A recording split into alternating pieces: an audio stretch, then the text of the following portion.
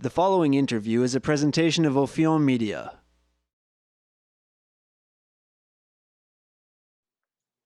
My guest today is Dr. Nimi Wariboko, the Walter G. Muelder Professor of Social Ethics at the Boston University School of Theology, and a man with a positively staggering CV, from which I'll excerpt just a few key credentials right now in the interest of time. In a past life, so to speak, Dr. Wariboko had a career in the finance and banking sector. As an academic, his work is deeply interdisciplinary, touching on the fields of economics, philosophy, cultural anthropology, critical theory, religious studies, and of course, the study of theology, among many other disciplines.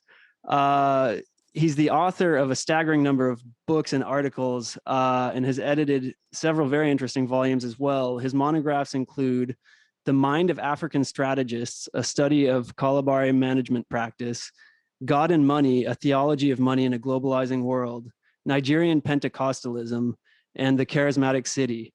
He's also a pastor and a family man, among many other hats that I'm sure he wears. So first of all, Dr. Nimi Wariboko, thank you so much for making the time for this interview. It's a great privilege to be able to speak to you face to face, as it were, after finding so much inspiration in your scholarship. Thank you, Adams. I'm glad to be here. Thank you so much.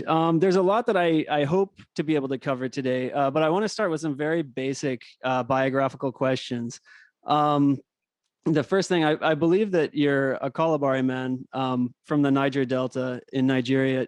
First of all, I'll just put a couple questions together for this first one. First of all, does that mean that your hometown is in or around Elam Kalabari?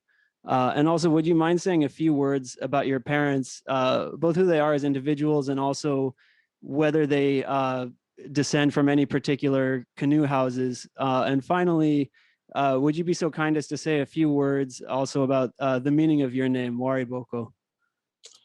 Okay, so my sub-ethnic group is Kalabari, and Kalabari is part of the Ijaw ethnic group. So Ijaw is spelled I-J-O or I-J-A-W or I-Z-O-N. Actually, the way we, the native speakers, will spell it is I-Z-O-N, is Zon. But when the British colonialists came, they spelled it as I-J-A-W, which was a mistake because we don't really have a J in our orthography, so it's Zon. And then other scholars spell it I-J-O, but if you really want to be specific, it's Zon. And so the Ijaw group is the fourth largest ethnic group in Nigeria. So they number close to about 20 million or so. So that is the fourth largest ethnic group. So in Nigeria, you have the three biggest group, the Hausa, Fulani, the Yorubas, and the Igbos. Then way below those big three, the Ijaws are the biggest minority group. And so the Kalabari subgroup of the part of Ijaw has about 33 towns that constitute that ethnic group. Settlements and towns and cities, there are 33. And my ancestors came from one of them called Abonima, which is one of the three biggest of the 33 towns. And so the three biggest towns were, or still today, are what they call Buguma, Abonima, Bakana. You are right, these three were up to the end of the 19th century all living in one settlement called Elam Kalabari. And then because of it became too small for them and rivalry, that town broke up into three different towns that constitute Buguma, Abonima, Bakana. So that's where you are. So and now the Elam Kalabari is basically not many people live there. It's become just a tiny settlement because everybody moved out into these other places. And since Elam Kalabari was also the headquarters, the traditional headquarters of all the Kalabari. So when these three towns came out of it, they became the three major towns. And you have the other 30 towns that constitute what used to be called the Kalabari Kingdom. Because they used to have a king. They still have a king, but having a kingdom in a constitutional democracy like Nigeria doesn't really mean much anyway, because it's just a traditional title now. So that is where I came from. So both my mother and father are late. They both passed away in 2019. My father was 94 years and a half. My mother was 87. So they are all gone now. But my name is Nimi, but the longer form of it, which I, as a child in the first grade, was too long for my exercise book. It has, I think, almost 16 letters. It means Nimi Borenebua. Nimi Borenebua. It means wisdom does not come to any person in one day. You realize the number of African names are sentences, not just one word. Often they are sentences. So it means wisdom does not come in a day.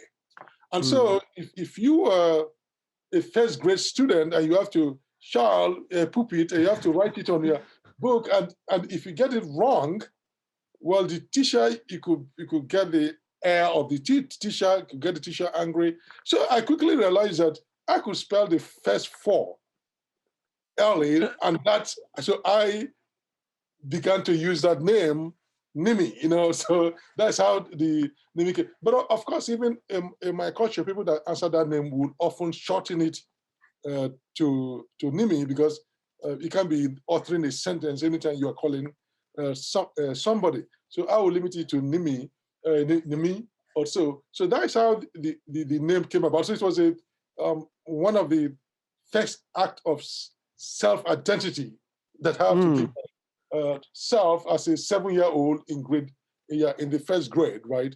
And so it stuck with me. So that's what it means. The name Wariboko is the name of my grandfather, my paternal grandfather, and it means refuge, as in RFUG, as you go to God for refuge, right? So that is what it means. But in Ijaw language, our language is tonal. So the way it is pronounced could make all the difference. Or sometimes, even if it's pronounced in the same way, the context in the sentence, where it occurs in sentence, will tell you what it means. So in a sense, it means Wariboko means you run to somebody for refuge to protect you. And in this case, is towards God that you are going. But the same spelling could also be used for the front of the house. So Wari means house. Boko means door. So it could mean the door of the house, or it could mean the front of the house, right? So Boko also means not only the door, but the frontage, your porch or the land just in front of your house could also be, because that's also like a door to a house. It's a way into a house, right? So it could mean that. So I don't know in how the language developed that word came to mean also seeking refuge. And one could speculate that in those days, probably if you are pursued by a killer or somebody want to harm you, once you go to somebody's porch, right, it's like you are saved. I'm just speculating. I've never seen anybody written about it. It's like you are saved, right? Like in the Hebrew Bible, if you run to the altar and grab the altar, right, and then whoever is want to kill you will not kill you again, even though Solomon did not obey that rule when somebody. But you could see the concepts. You could see how probably why the two words will come to mean. In one case, it means the front of a house, the frontage, or the immediate vicinity of a house, and in one case, it will mean protection, going somewhere to get your protection. And in this case, the idea is that God Almighty is the protector. So that is what it means. Nimi, Nimi, then Wariboko, yeah. That's very interesting. Thank you. Thank you so much for that answer. Uh, I'll ask a few more questions if I Mhm. can about the Niger Delta and then expand because Yes, yes. indeed your work is so expansive. Your first book, if I'm not mistaken, was The Mind of African Strategists, a study of Kalabari management practice.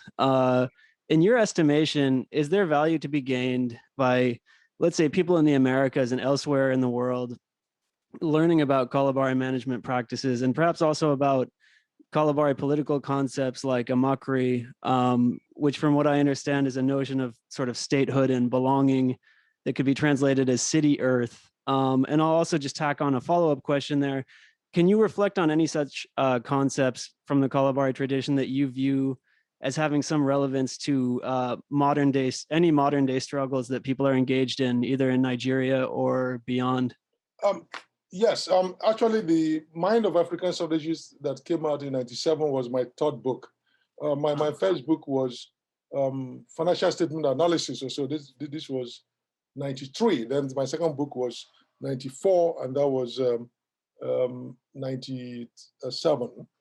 So what really fascinated me to study the history of management in Kalabari, beyond the fact that at that time, there were not many books that had studied pre-colonial business management practices of Africa. There were studies about politics, other form religion, but not many people that have studied pre-colonial. I remember there was a professor at Harvard in the business school. I sent him a copy of the book when it came out in '97, and he confirmed to me, I can't remember his name, but he confirmed to me in a letter, there was no email at that time, in a letter to me, that this was the first time he was reading anything on pre-colonial corporate management style of Africans, right?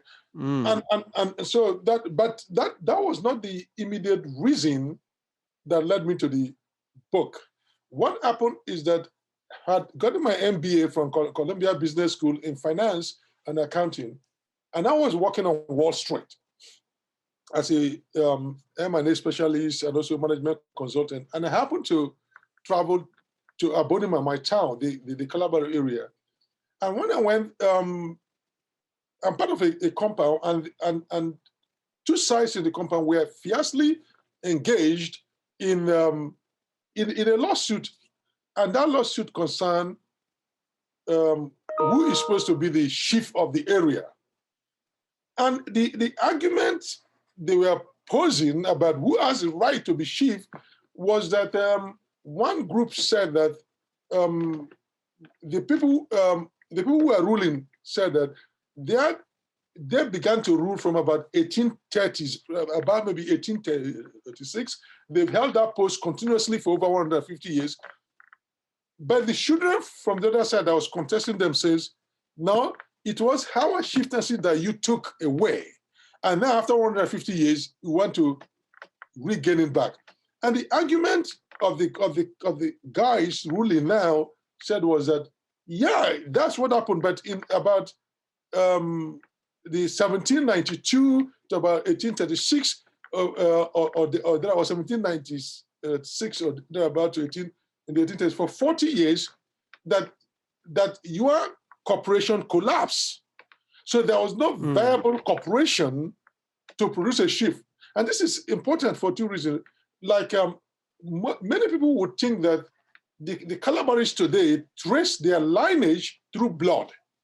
No, it is only a recent thing. Like all other Ijaw groups, they were tracing their lineage through blood, like any other human group.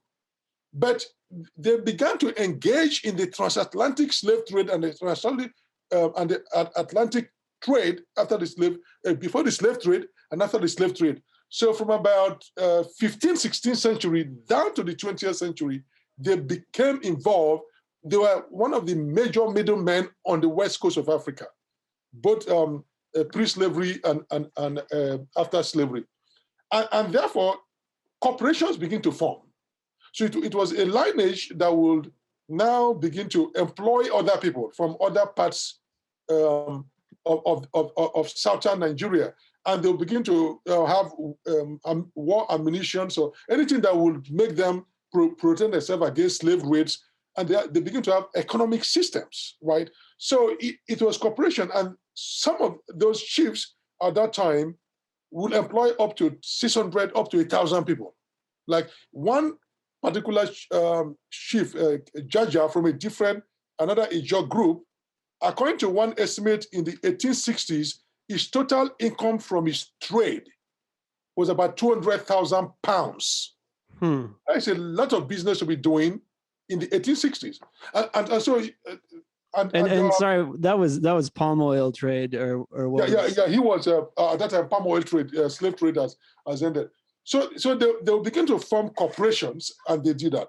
And therefore, if you're a corporation and you're not viable when you dissolve, then the chieftaincy also goes, because the chieftaincy title was attached to it.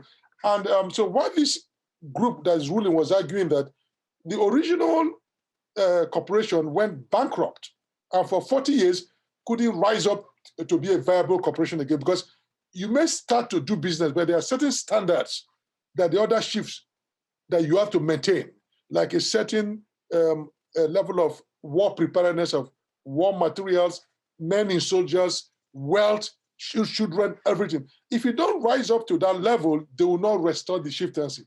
So what this group said was that after 40 years, somebody from their own part of the defunct corporation came back and started the company, and therefore he has the right to rule. This other guy said, yeah, that's what happened, we know, but the new company, the company you rule under the name of our existing company that our ancestor founded. And therefore, and since you were also part of that corporation, you can't exclusively claim the chieftaincy because you came in as and restarted the company rather than on the also. So that's the answer. So why is the problem? He said, so they were all arguing about corporations, that one corporation got bankrupt. And I said, listen, I'm a consultant on Wall Street. I've gone to Columbia Business School, and I have no idea about what, in my own culture, locally, what does bankruptcy means, right? Because they were arguing about what was the criteria for declaring a company bankrupt. You couldn't just import the meaning from Western laws or society. The people had the concept of bankruptcy, with which they rule themselves and know what to do when the corporation is not viable. So when I went to him, I called the two sides together, and I thought I would settle the matter, amicably. But when I came to this brick wall about bankruptcy, so I asked them, what does bankruptcy mean? And they were all defining it in different ways. And I said, the kernel of this fight was that we got to know if that corporation was bankrupt in 1796 or thereabout. Did it go bankrupt for 40 years? So we need to understand, what does bankruptcy mean, and how do we begin to reconstruct that era?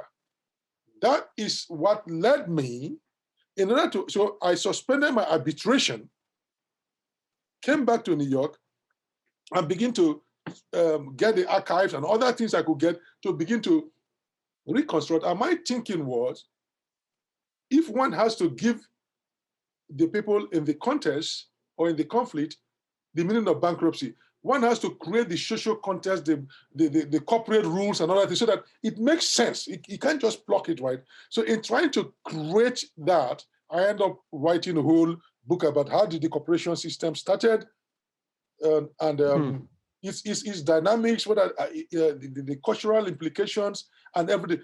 But the section on the bankruptcy happened to be a page or so. But you can't really be convinced about that one page, what bankruptcy means, if you don't really have the fuller picture. And so in studying that, so I felt I've had a problem. I then learned other things, but I came to understand African management principles that they use without going to elite business school like me. So that is there. But one concept that was very important, which it is when I mentioned it to scholars here, they got surprised. The Kalabari people involved a concept of citizenship. Now, and this is something Africans or Nigeria in particular could applaud. It's ignored.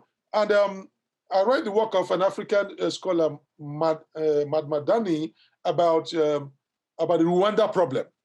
And he said the Rwanda problem was also Africans dealing with the concept of that citizenship in many African countries is attached to indigeneity, that you must be indigenous to the place for you to be considered a citizen, right? Even if you live there for 1,000 years, if you are not indigenous, they don't regard you as a citizen of the place. And he said they needed to change that concept. But the Calabaris have already solved that problem.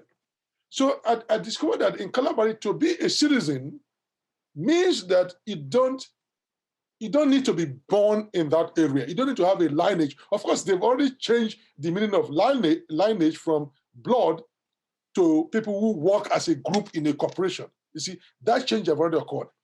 So the next thing they did was to say, you are a citizen of the town if you meet two criteria.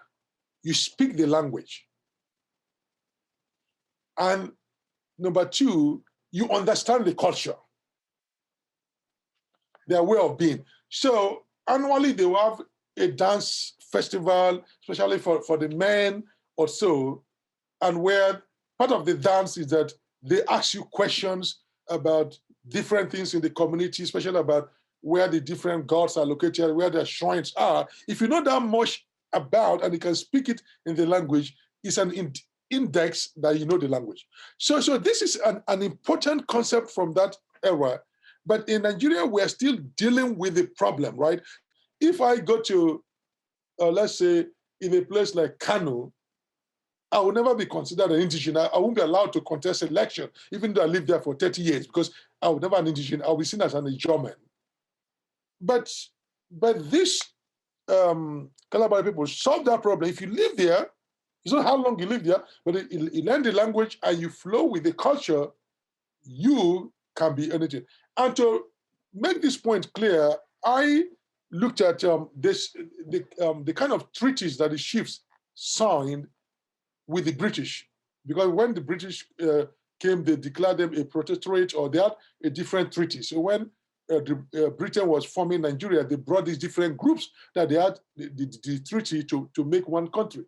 And I look at some of the treaties that the chiefs in the area, in the Kalabari, signed with the British in the 1840s, 50s, and 60s. And I went through the names and traced the lineage. We found out that up to about 35 to 40% of those who signed for the Kalabari kingdom were migrants, immigrants that have just third generation immigrants. We're now representing the people at the highest level of negotiation, and we're signing documents for them. And those, the signers have already become chiefs, and the chiefs is the highest economic and political post you can occupy, apart from being the king, and they've all been assimilated into the culture. And that is something very remarkable, that you have, like, just take Biden's cabinet, that all of a sudden you have what, 35% of his cabinet are first generation immigrants. That would tell you the quickness with which they absorbed people, and those people were speaking the language, the culture, and the people felt confidence that they could present them. So that is a remarkable achievement that I think in the modern world they would do. And another thing that is also happened, that when I studied when I studied the evolution of the lineage system to a corporate system, I found out that they had independently worked out what modern economists would call transaction cost economics, right? Because when I employed the transaction cost economics, won the Nobel Prize, Williamson and one other colleague won the Nobel Prize in 2009. But before then, I've done this work applying their theory to say, when you study that history, the evolution of the Ijaw lineage system to the corporation followed the path that was predicted by the transaction cost economics, how firms are formed as a reaction to market situation, as a reaction to, in a way, because certain assets become specific and they want to get control of that. But so that's what the theory began in the 60s and 70s in the US. But 100 years earlier or 200 years earlier, these Africans have gone through the same process and formed their corporation that mimics what the theory later came to articulate. So there were this. So that's the second lesson to learn, that the evolution from lineage to corporation was a rational process that they thought through, or evolved in a way that were calculated to maximize their business opportunity. Another thing was, maybe I will stop here. The final lesson was that they operated what is called a decentralized management system.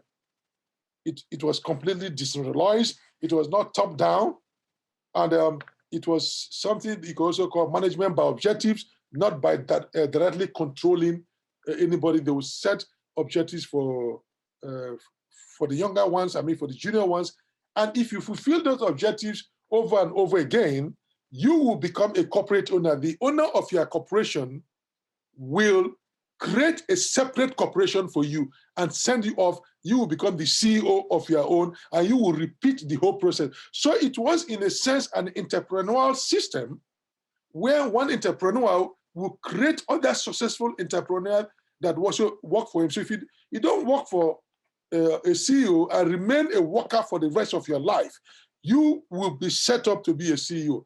And that system, they perfected it. Now, it is very much, business schools in America are studying how it operates in Igbo land, that is the eastern Nigeria, in a way they create entrepreneurs. And that is one of the most entrepreneurial group. They also use that method. But if you go back, the Kalabaris also use that method. And that's why they were very successful entrepreneurs in the for 300 years or 400 years along the coast of West Africa. So, and that's why that book was supposed to capture this issue of creating entrepreneurs in a society, like over and over again. And so they had so many shifts. And when you become an entrepreneur, a successful one, your title becomes a chief. It was not so much you are a chief because it was ascriptive. You are a chief because you become successful. And that and the beauty of a chief is that he's able to create other chiefs. So it's part of the honor system that you're able to create other entrepreneurs.